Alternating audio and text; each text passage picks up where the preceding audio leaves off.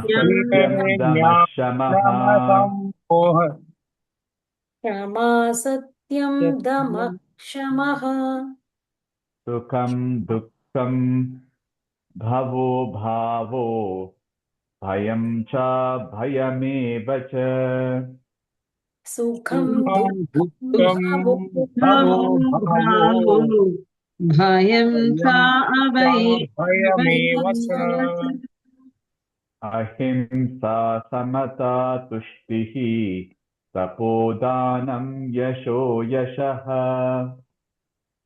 अहिंसा अहिंसा समता समता दुष्टिः तुष्टिः तपोदानं यशो मानवेशः यशः भवन्ति भावा भूतानां मत्त एव पृथग्विदाः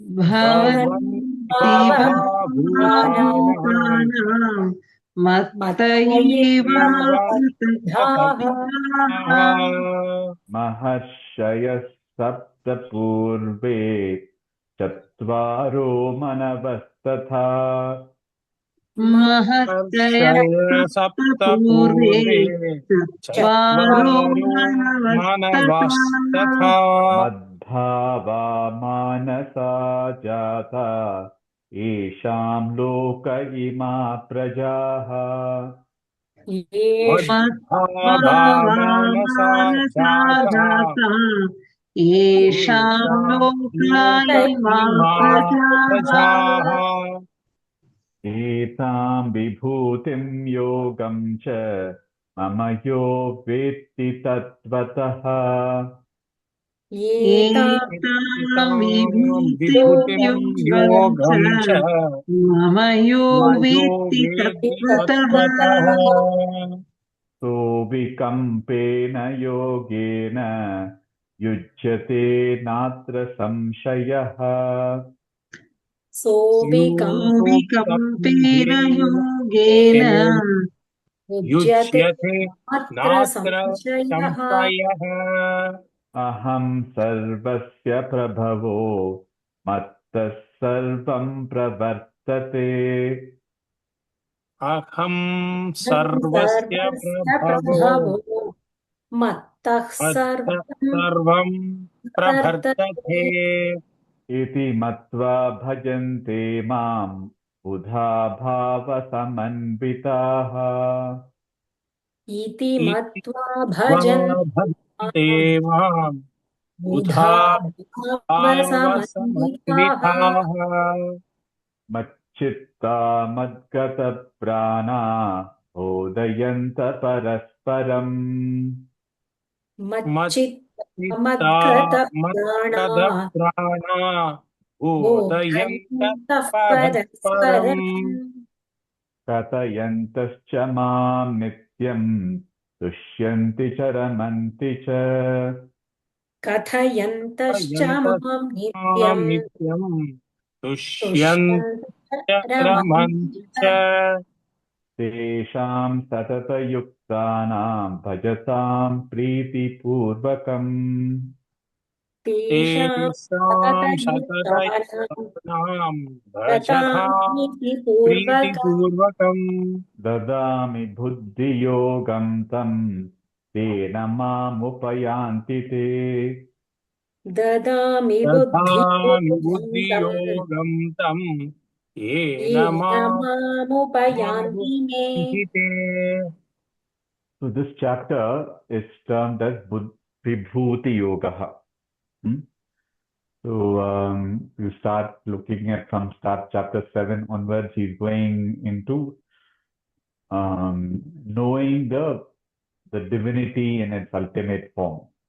Right? That's what he's been talking about, and each chapter reveals different identifications of that. So Vibhuti Yoga, Vibhuti is understood as manifestations or expressions of himself in this world. Hmm. It is also referred to as, you know, divine forms, however you look at it. So if you look at this chapter, one can broadly term it as he's going to reveal all his forms that are both perceptible to us as external through external means, as well as what is what constitutes the inner part of each and every one of us also, which is also him.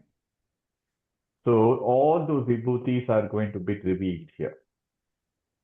So one might look at this, and this will go into such a beautiful thing that we'll be able to resonate with a lot of things that are especially outside, be it all the external things that we see in nature. What all is he part of? So why is he doing all of that? Is for us to be able to connect to the inside, to the depth of him from the outside.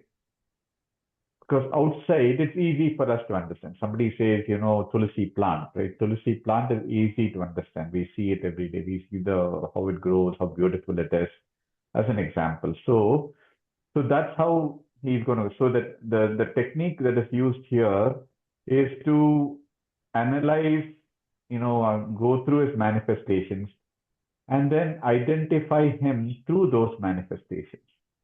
So attention for all of us as seekers, as devotees, is to see the creator in all of them.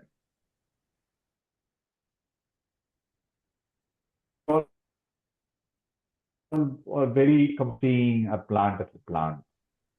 But how much are we seeing, what is the seed of the fruit of the mango that we see blossom? So going to the depth of that. So that is what this whole chapter is all about.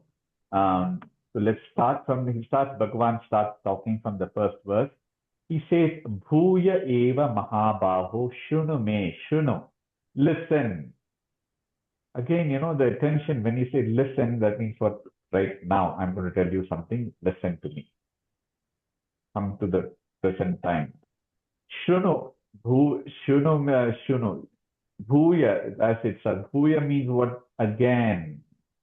So some of this, you might have heard this before. But sometimes, the same thing has to be, conveyed in through different ways, through different times.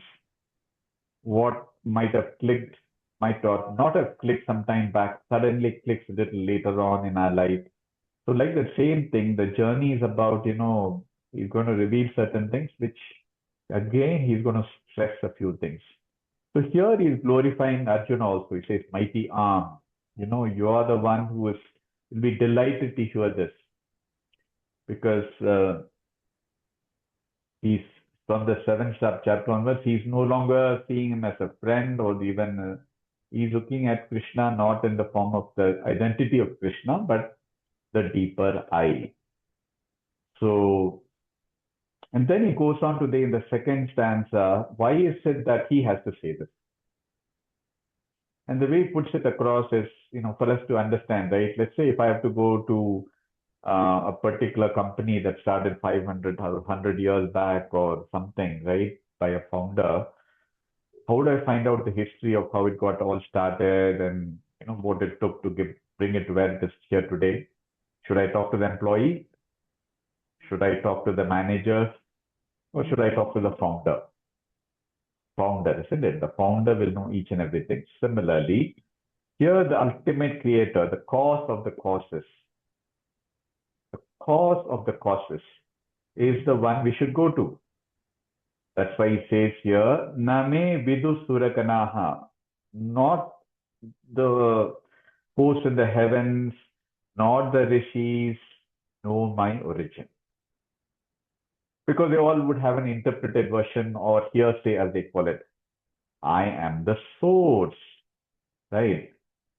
Maharshinam cha sarvashaha aham adirhihi devanam. I am the ultimate source for all of this. So therefore, listen to me, because all these people came after me. So when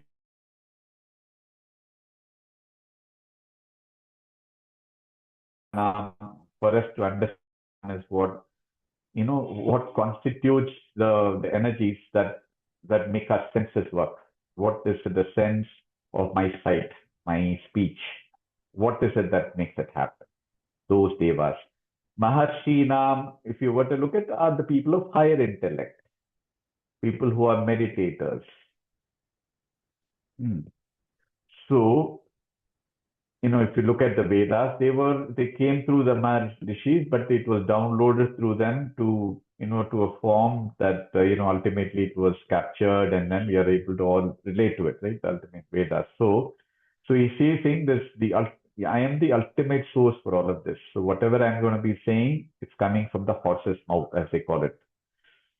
So listen to me. So starting from third stand, then he's going to talk, lot about, what is he not, etc. Right. So third stanza, it brings you very clearly. So here, when we talk about the previous verse, right, the cause. Remember in the 9th chapter, we talked about this cause. What are the causes for anything in this universe? Anything in this universe has got three primary causes, if you were to look at it. One is referred to as the material cause, right? Then we get into the instrument cause, and then you can see the intelligent cause. Correct. So if I were to look at a necklace or a gold necklace that one of you might be wearing, so it has got a material cost, the gold. Then there is an instrument, that was used, right? Whatever that instrument might be to make that necklace. But then there is an intelligence that has gone into making a particular form of that gold, right? Whether it's a bangle or a necklace or whatever. So there's an instrument. Behind that instrument, there's an intelligence. That intelligence is the goldsmith, like a potter, clay, and the equipment that is used to make the pot, right? You can relate to it. Or you can look at, so all of these, so these are referred to in the terminology as nimitta karana and upadana karana. Upadana karana is referred to as the material cause. The intelligent cause, which is the potter or the goldsmith, is referred to as the, nimitta, upadana karana is material, nimitta karana is the potter here, or the. Now, therefore, what can he say? He is the cause for himself. So here, both the upadana karana and so both the material cause and the intelligent cause is nothing other than is only Ishvara. It is not that, he brought this out of somewhere else. It is not, for the potter, the clay comes from outside. Not the case. The whole universe that he's going to dwell a lot into in this particular chapter is made by him out of himself. Oh, this is the best way to relate to it. And nature gives this example of the spider. The spider web is created by itself, out of itself, isn't it? Out of its own saliva, it creates a web. And then it goes and remains in it. It remains in that, in that web. This is captured very beautifully in one of the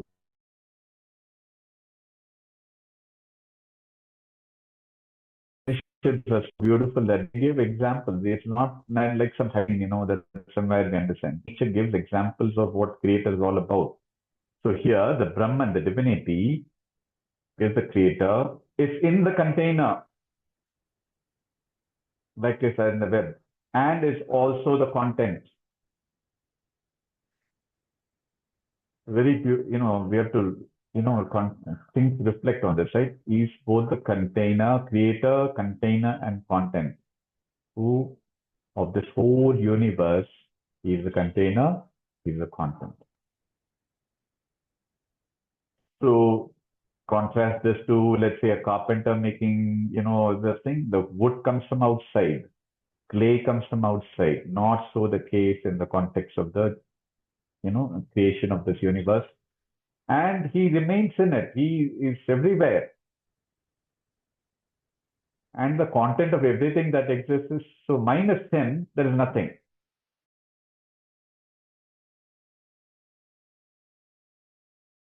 not even an atom speck of anything can even remain. That's how how much we should internalize this particular thing.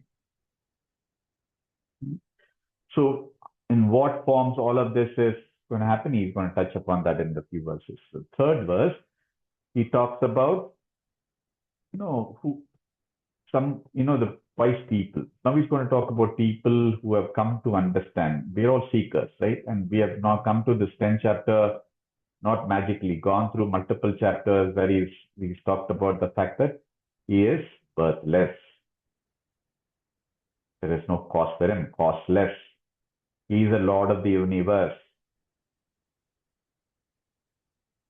A person who is able to relate these aspects of the divinity, that it is birthless, it's causeless, there is no start and an end,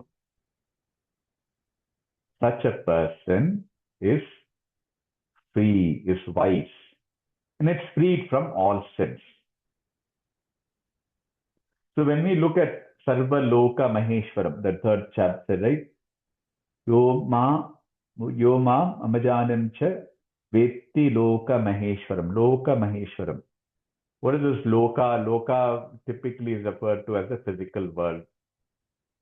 But we can also relate to the world of my feelings, the world of my ideas, the world of my experiences, situations. The thing that makes me become aware, the awareness principle in me. So why is he saying all of this? Such a person this must be a big devotee, right? Highest level of devoted, fully devoted to me. So he's touching upon the fact that devotion, such a person is fully devoted to me. Now when he says freed from all sins, what does he mean by that? Right, we have to understand this, right? When somebody is able to, resonate in terms of devotion with the divinity, that person, looks at everything as being done by him. I'm simply an instrument through which everything is happening. Remember, go back to the 9th chapter, everything happens through the gunas. Right, there is a force, there's a larger force that's making things happen. So the sense of doership doesn't come into this devotee's mind. The sense of even enjoyership, right? Enjoyership as in, not making a big say about this, right? It comes, I'm very happy. Everything that comes is a prasada, right? So that kind of a mentality, when you have, there is no karma that you're building up, no agami karma that you're coming up, right? So there's no question of he's using the word sin, but punya, papa, that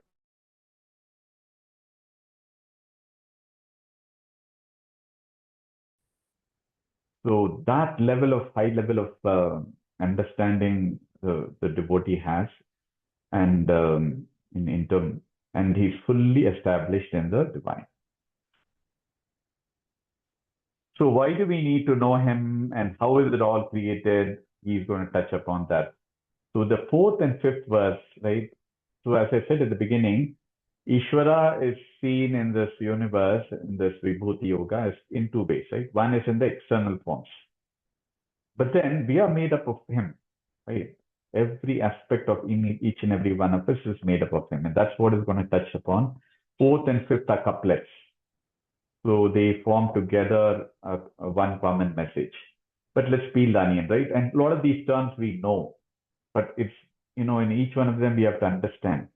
It says here the intellect, the buddhi, the ability to know subtleties is the way to look at it, right? Gross things, every average person will know. Subtleties, right? The abstract level knowledge, especially that comes in Upanishads, in Bhagavad Gita, etc. The ability to even grasp bits and pieces of it can happen only with his light, with his, and is brightening our mind to be able to grasp it. So that cannot be perceived by the senses. That's where the intellect comes in, right? And making a say in good or bad, etc., that judgment.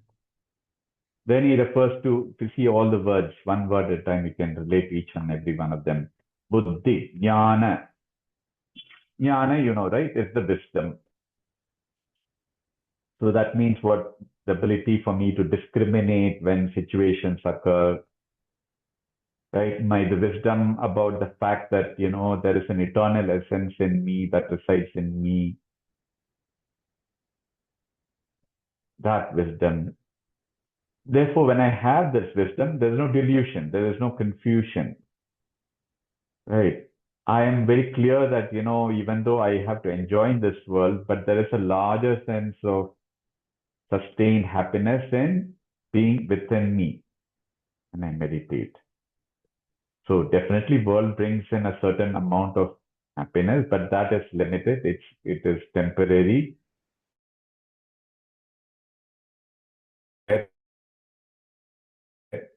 Was there, is there, will be there throughout. Is the happiness that comes when you go deeper to Him, when you meditate, etc. Then comes I'm buddhi jnanam sammoha. Then you Shama, Satyam, Damashama. Shama is what? Asammoha is the one, no delusion, right? That's we talked about that. What is Shama is forgiveness. The ability to forgive is a big virtue. Right? Somebody talks ill about you and I. Do I have the big mind to say, pardon this person? That forgiveness comes from Him. It's a trait that's built in us by His presence. Shama, Satyam, we all know, right? Conveying the truth in its original form, being clear about what is, what is reality, what is not real, being clear about what is temporary and not temporary. I mean, things that we have learned. But again, these are being stressed here just to reiterate again, right? These things are part of His creation that has made us dwell, right? The more we are able to rationalize, each one of us, we look at each one of these. Am I wiser today than before? Am I more forgiving today than before? If that is the case, then we have to resonate with Him.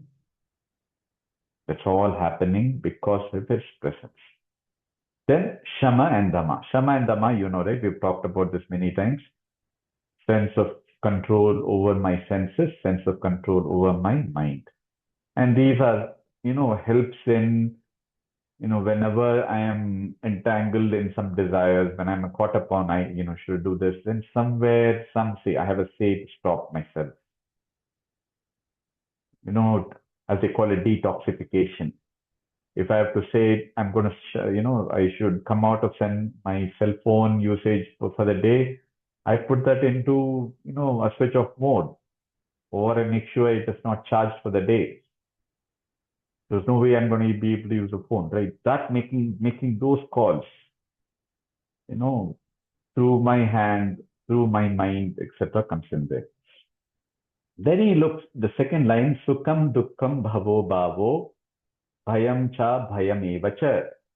So the second line talks all about the opposites that govern our, our life, right?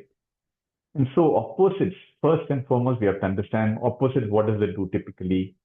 Opposite means there is something that is of one type and there is something that's of another type. The key thing here in all of this, not to show aversion towards an opposite. A smoker, non-smoker. Hate, love. Both coexist. They are part of the existence, right?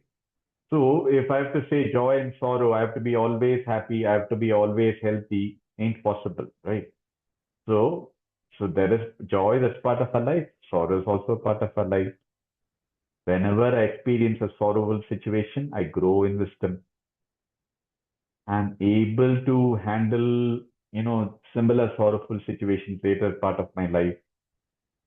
And it creates more dispassion, right? I'm able to, build that vairagya in myself, that dispassion in myself to handle situations.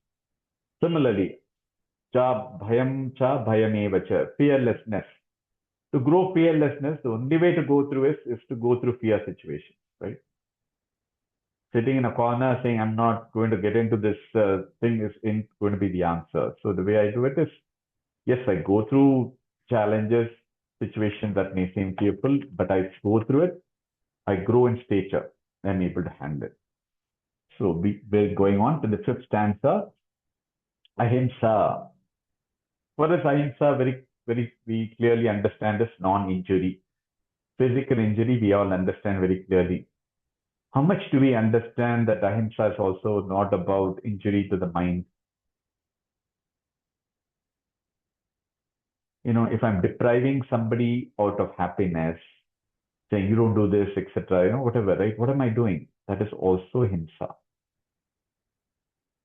So not cheating, not depriving a person of happiness, all that comes under ahimsa. It is not, non-injury is one of the easiest things to do. What we do with our mind, right, can be sometimes, as they say, right, it could be a friend, it could be an enemy. So it can also be, so refraining from certain things, or what we are able to do ill towards others through the mind is ahimsa.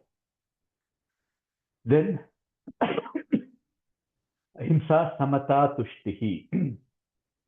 Samata means equanimity, being centered. And also you can say samatha can also be contentment, right? Being, seeing the fullness in things rather than the emptiness in things. Accepting people, all of this comes underneath. Accepting things, accepting people, accepting situations. Tushtihi tapo. Tushtihi means what? Tushti is contentment, all of that comes in, right? Tapaha, you all know, right? Is practicing some level of restraint, some level of tapas, all of that comes underneath that. Dhanam, any form of charity, whether it's in monetary form, all of these, you see, my ability to do dhanam, my ability to follow austere practices, etc., right? We have to just see as we have progressed in our life, right? What has all come, right? Certain virtues are built up over a period of time. How has that happened? It's him. Yasho, yashaha. Yasha, ayasha means what? Fame, and this fame, part of life. You're going to get people say are critical about you at times. There are people who are going to say you're the best person of all possible. So be able to absorb both of them, accept both of them. So all of these bhavanti bhava bhutanam matta eva pritagvidaha. All these qualities are generated by him. They have been built into you by him. And it has happened through two ways, right? One is that he's blessed all of them. But what is the trigger for all of them? By my actions. Go back to your karma yoga principles that we have learned. The right actions, the right attitude through my actions, being in the right company, being in satsangs, doing all the, what you call service work, seva work, all of them. Once you do, Ishvara blesses us with these qualities. So, first footstep, I have to take in all of this.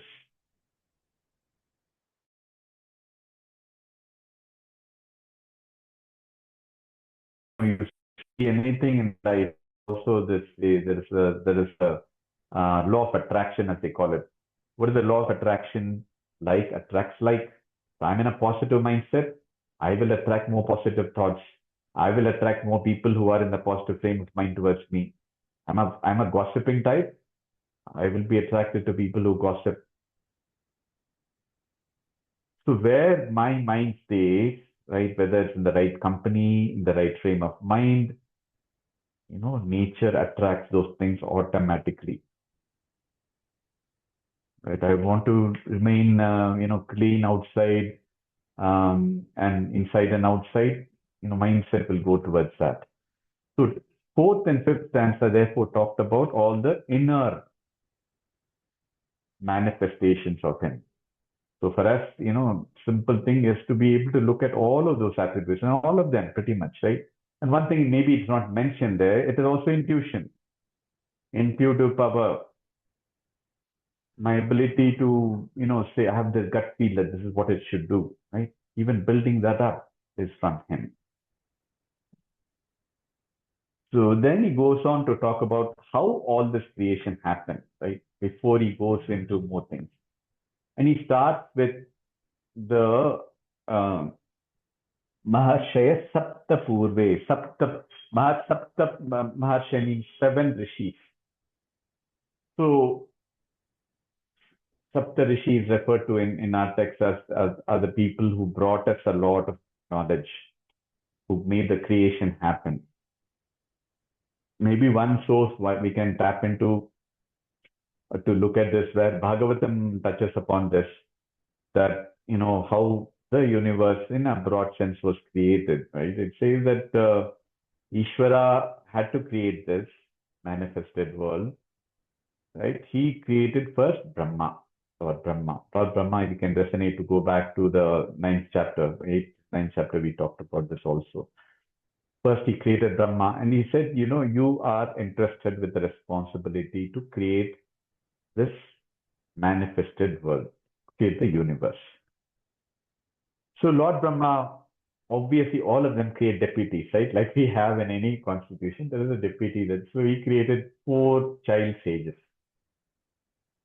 So again, the names that are referred to there is Sanaka, Sanatana, Sanandana, Sanatana, Samat Kumara, etc. They were all young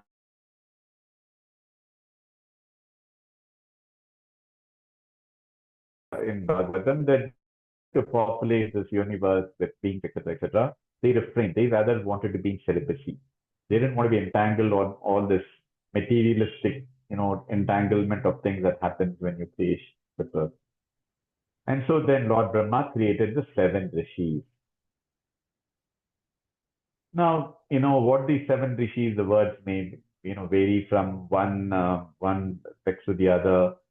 Atri, Bhrigu, Utsa, Vasishta, Gautama, Kashyapa, Angir, Rishaya is referred to. But you'll see some different names also. But Bhrigu, Atri, Vasishta, they are pretty common in all of them. So Adi Shankaracharya puts a different touch to this particular thing. He says symbolically, Sapta Rishi refers to also something in each and every one of us from a creation standpoint. What are those? The intellect, the ego, and the 5 senses. Aren't we made up of all of them? The intelligence, the identity, which is ego, and then the 5 senses, which is what we are made up of. Similarly, from a worldly standpoint, these 7 rishis were entrusted, right? Now, Lord Brahma also created Manu. And interested, he said that must be some people who are interested with creating a set of laws, a set of rules for mankind to be in, or laws for nature. So that was established by Manu. So there is a beautiful text called the Manusmriti. So Manu is there also, or Manu has also got different, there are multiple periods of time, right? If you look at all the yugas that you've been there. So it's 14 Manus, depending on the different periods that they refer to as Manusmriti. There is Manvantara, right? Manvantare, we refer to that when we do the Sankalpa. So that Manvantara, which Manvantara we are in, also comes under the Manu. So all of this, right? We don't need to get into understanding each and every part. Here, the key thing here is he's saying, ultimately, you gave the responsibility of creation to a set of people, and they are still in place, still there. All these rules and laws that are there governing today, are there thanks to him. But who is the original cause? Ishvara. So these verses are therefore for us to just understand that there is that it has gone through a particular thing. Now, So this looks like somewhere there is a start and then there is an end. That is where we have to understand that there is no start and end to this creation. It is said that the way to understand the creation is like this, right? Is look at a ball or a spherical ball, right? You can never say it's not a linear thing where, there is a starting point and there's an ending point. In a circle, you know, everything happens simultaneously, isn't it? So you can never say in a circle where is a start, where is an end in a ball. So that's the way we have to understand. It's a bit beyond a normal comprehension of, where we are thinking linearly, right? Morning started, morning ended. Evening started, day ended. It's not quite like that. Moving on to the seventh verse. Now he talks about, he says people, wise people who understand this aspect. What are the aspects? These manifold manifestations of me, right? What are those manifestation powers, right? That they understand the essence of all of this, and they also contemplate on it. They become engaged in more and more, introspection. It is referred to as engaged in unperturbed yoga. That means what? They're constantly contemplating on me. It is creating a vision of, whatever I'm going through every day and whatever I interact with the world outside is all him. So the essence of any object or situation that I see today, right? Whether I go to the garden or I experience a particular situation, let's say suddenly I wake up and suddenly I come across some message somewhere and that situation warrants some action from you. How did the situation occur? What triggered it? Who's behind it? We have to say there is a divine power at play based on what I have done before. So it is like this, right? If I take a lot of, sometimes these people come to our house and say, is there some unwanted iron items, etc., right? And that goes to a scrap metal dealer. The scrap metal dealer, what is he looking at? Is he looking at the beauty of a particular vessel, or is he looking at the beautiful, a tawa, whatever? He's not looking at that, right? His vision is on the metal. How much metal is there? What is the essence that I'm going to extract out of this particular vessel? Not the shape, not the form. So for us in all of this, right, the key is to go to the formless through the form. So look at in all of the things that we deal with every day, what is the material cause? What is the efficient cause? In everything, right? Be it my own body, be it my emotions at a given time, or looking at an object outside. All of them, just realizing, that there is an Ishvara that is both the intelligent and the material cause. Going back to the example of the spider web. Spider is both the material and this one. So, even this other thing that I was reflecting on, if you look at, for example, our own dream, is the dream coming from outside? I created the dream, when I'm asleep. I'm part of the dream also. So I'm the container, I'm the creator, I'm the container, I'm the content of the dream until I wake up. So, so there is lots of things we can even reflect on when we look at this effective cause or efficient cause and the material cause. So here he said the key thing in the seventh verse is that our life, in our own life, the thoughts, the objects, the situations, they're all made up of him. This connect that we have to establish, right? Whenever, so this awareness should come constantly, so not, every minute, that the more I have this awareness about this thing, right now, whatever I'm going through, it is this thing, that we start connecting more and more. We have a cell phone with each one of us, right? We are like cell phones. We're always connected. There is a with that force. The question is that cell phone and is with the what is it called? Is it connected to a network? Have you put the into a mute mode? Have you put the airplane mode on or off? Is what you have to see.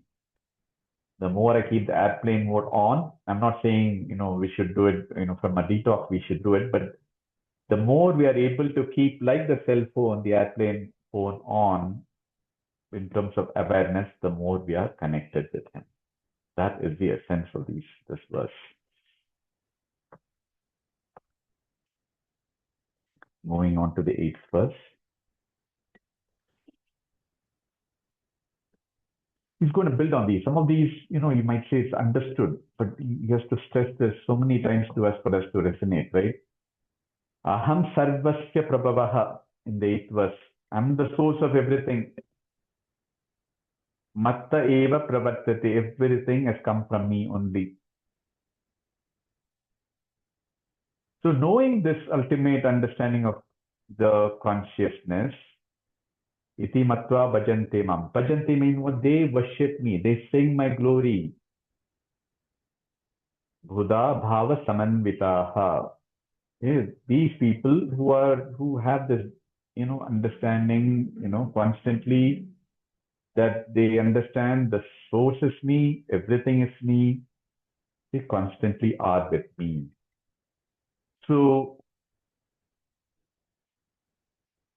the way to understand this is, take a contrasting example, right? Let's say that a mother and a father and a son go into, one of those amusement parks, right? And in an amusement park, there is a haunted house. And in a haunted house, right, there's ghosts coming suddenly from somewhere, and there is they've created all this noises coming, very scary. So for the child, it looks real, right? All these things that are coming. Father, while he's, able to appreciate what the son is going through, he knows for a fact that all of this is fake. All of this is unreal. He enjoys it. He enjoys the thrill. The father enjoys the thrill, but there's no fear element in him. That's what Krishna says we should have in this life. Have no fear. It's really a thing that this whole life is that thrill ride. You go through these thrills of positive things happening, negative things happening. Can I go through it with the realization that Ishvara is making me go through this? Because whatever I am going through right now, whether it is good or bad, is based upon what I have done in the past and learnings that I have to go through based upon.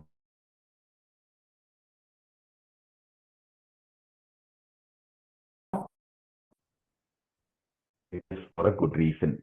It is for a learning opportunity based upon something that I've done before. But even if that's a failure, Lord looks at it as a good thing for me. The Ishvara is always going to give us something that is for us to develop. And that development will come in the form of failures, come in the form of fear, come in the form of bad health. If it is bad health I'm going through, it means it was there for a reason. It means that I have to have avoided something which I didn't avoid and hence have to go through it. And I learned from it. So here he's saying the wise person who develops such an outlook will worship Ishvara at all times. So you see the stanza, right? Aham bhajante mam. Iti matva bhajante mam. Mam bhajante. That means always singing his glory. And singing glory not, doesn't literally mean bhajans or whatever, right? In your mind. No, that sense of connection, sense of gratitude, however you say. Going on to the 9th verse, we'll just take one more verse today. So from this faith, right, once you look at this faith, let's go to the 9th verse. Yeah. Machitta madgata prana, a person whose mind is fully into me. That means what, as a reflection, as an awareness, whenever we go through things that, we just connect with him. So he realizes that do not go running after joys in the world. I mean, all of this, it is not to say that I should not go see a movie or not see something on the phone, etc. See that there is a larger experience from within that you have to tap into, that you have not yet tapped. So joy in the outside world is there to be done. Vedas also doesn't stop us. But then we have to also realize that has got its own limitations. And the same joy that I experience today could become something hurtful, right? A joy in the form of wonderful food for the mouth can be harmful or can create problems later. Realizing these experiences, this person starts finding contentment in your lives, right? You sort of say that this is what is the true meaning of happiness. This is where I can be without it, because if I have gone through it before, I've learned it. So I should stay away from things. And therefore, the more and more that person is devoted to Ishvara. We'll continue next class from the 10th verse onwards.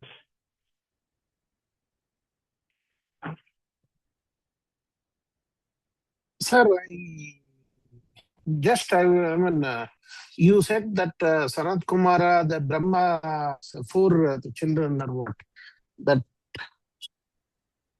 Sanatana, Sanat Kumara, yeah. Sanatana, yeah, Sanat Kumara. I mean, do you have any script on that? I don't have, sir. I see even the Saptarishis also. I try to dwell. Each one has got a different version of it. Okay. Yeah, but this is whatever I went through is what is there literally in the Bhagavatam. So I'm assuming Bhagavatam is the original source for many of them. Okay. In the So if book, possible, I'll can you see, I'll see which canto has got this in Bhagavatam. I'll probably look at that part and I'll refer back. Can you? Yeah, please. Can you? I mean, have one or two classes related to that. It would be, I mean, much more clarity on why we are all being here as a servants of the God, or as a pot, or as a whatever form. the book I have, they have different rishis of different